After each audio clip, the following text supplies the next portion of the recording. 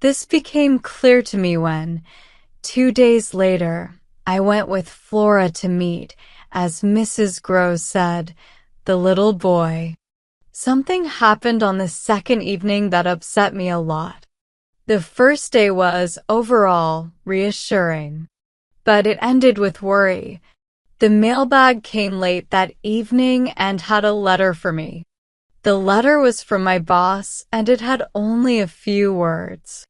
It also had another letter inside it, addressed to him, with a seal still closed. This is from the headmaster, and the headmaster is very boring. Read it, please. Deal with it. But don't tell me anything. Not a word. I'm leaving. I opened the letter with great effort. It was very hard to do.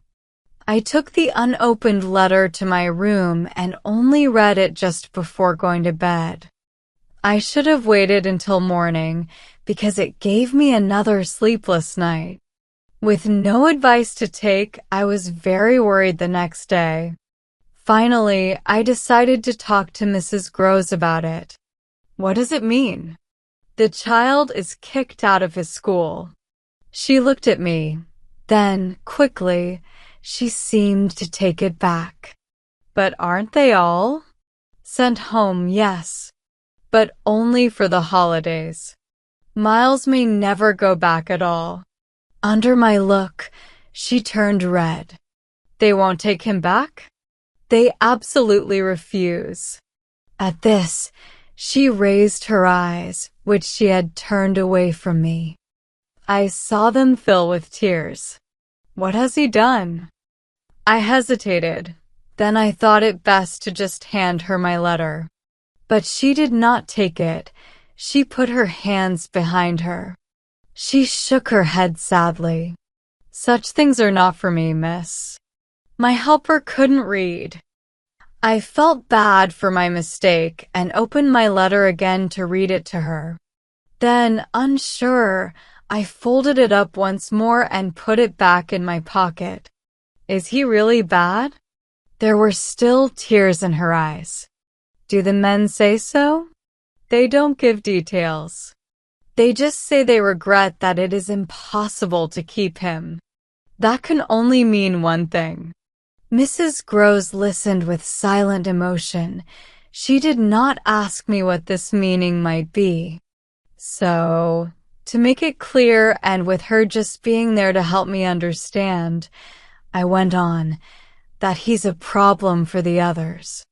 At this, with a quick reaction, she suddenly got very upset. Master Miles. A problem? There was so much belief in her words that, even though I had not seen the child yet, my fears made me think the idea was silly. To make my friend feel better, I said sarcastically to his poor little innocent friends. It's too awful, cried Mrs. Groves, to say such mean things. Why, he's barely 10 years old. Yes, it would be unbelievable. She was thankful for my words. See him first, miss. Then believe it. I felt a new eagerness to see him. I was very curious now, and this curiosity grew stronger over the next few hours. Mrs. Groves could see what she had done to me, and she continued with confidence. You might as well believe it of the little girl. Bless her, she added, look at her. I turned and saw Flora, whom I had put in the schoolroom 10 minutes before with a sheet of white paper, a pencil, and a copy of Nice Roundos. Now she was at the open door. She showed, in her own way, a great escape from boring tasks, looking at me with a big childish smile that seemed to say it was because of her love for me that she followed me. I needed nothing more to feel the full strength of Mrs. Groves's comparison, and, catching my student in my arms, I covered her with kisses, feeling sorry. Still, For the rest of the day, I looked for another chance to talk to my colleague, especially as, toward evening, I began to think she was trying to avoid me. I caught up with her, I remember, on the stairs. We went down together, and at the bottom, I stopped her, holding her with a hand on her arm.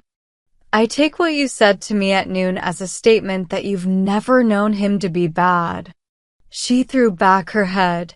She had clearly, by this time, and very honestly, taken a stance. Oh, never known him? I don't claim that. I was upset again. Then you have known him? Yes, indeed, miss. Thank God. After thinking about it, I accepted this. You mean that a boy who never is no boy for me? I held her tighter. You like them with the spirit to be naughty? Then, following her answer, so do I said eagerly. But not to the degree to harm. To contaminate? My big word confused her. I explained it. To corrupt. She stared, understanding what I meant, but she laughed oddly. Are you afraid he'll corrupt you? She asked this with such bold humor that I laughed too, feeling a bit silly. But the next day, as the time for my drive came closer, I thought of something else. What was the lady like who was here before? The last governess? She was also young and pretty, almost as young and pretty as you, miss. Then, I hope her youth and beauty helped her. I said, he seems to like us young and pretty. Oh, he did. Mrs. Groves agreed. It was the way he liked everyone. She quickly corrected herself. I mean, that's how the master liked everyone. I was surprised. But who did you talk about first? She looked confused but then blushed. Why, him. The master. Who else? There was clearly no one else, so I let go of my feeling that she had said more than she meant, and I asked what I wanted to know. Did she see anything in the boy? That wasn't right? She never told me. I hesitated, but then asked, was she careful, particular? Mrs. Groves seemed to try to be honest. About some things, yes. But not about everything? Again she thought. Well, miss, she's gone. I won't tell tales. I understand how you feel, I quickly replied, but I felt I could ask one more question. Did she die here? No, she went away. I don't know why Mrs. Groves's short answer made me curious. Went away to die? Mrs. Groves looked straight out of the window, but I felt I had a right to know what young people working at Bly were expected to do. She got sick, you mean, and went home? She didn't get sick, so far as I know, in this house. She left at the end of the year to go home for a short holiday, which she had earned. We had a young woman, a nursemaid who stayed and took care of the children during that time. But our young lady never came back, and at the very moment I was expecting her, I heard from the master that she was dead. I thought about this. But of what? He never told me. But please, miss, said Mrs. Groves, I must get back to work.